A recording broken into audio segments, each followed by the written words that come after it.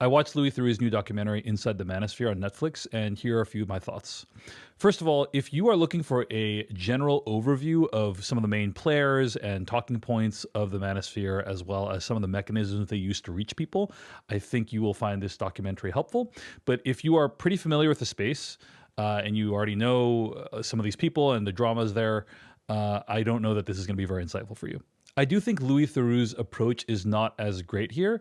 You know, I've watched a lot of Louis Theroux documentaries. I'm, in general, a pretty big fan of him. And his persona is kind of that of an aloof outsider who goes into a new space and allows people to reveal who they really are. And usually that's good for allowing them to expose themselves for their terrible viewpoints or deeds. It doesn't really work here because these are some of the most media trained people on the planet. They know how to appear on camera. They know how to manipulate social media for their own ends. They know exactly what types of clips can go viral. And so the idea that you can kind of like catch them in saying something terrible, like it doesn't really work here. And not only that, but like, anything you do along those lines is probably only going to make them more notorious and kind of increase their infamy in some way.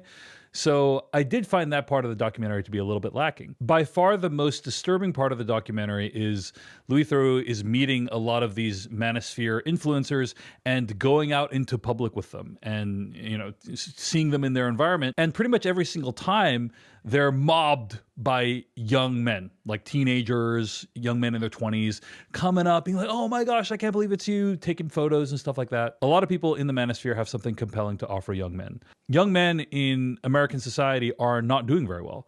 They're being left behind across pretty much every major metric like education, earning potential, and so forth. So then you have someone on the internet who is fit, who's good looking, who's wealthy, who is surrounded by attractive women. They're offering young men traditional gender roles, which are very understandable for them, easy access to wealth, and a way to feel better and superior to everyone around you. It's not a surprise to understand why these people get so popular. Now, I personally believe that there is a progressive version of masculinity that exists and is aspirational. One that is egalitarian, that treats people with kindness, one that is about showing the full range of emotions that people are capable of, one that's about supporting people who love you instead of subjugating them. But until we can all align on what that vision is, which I don't think we do, and until we can figure out how to package it and make it appealing to young men in the same way that these people's vision is appealing to young men, I will continue to worry about the influence that the Manosphere has on the next generation. This is David Chen. If you enjoyed this video, give it a like or follow. Thanks.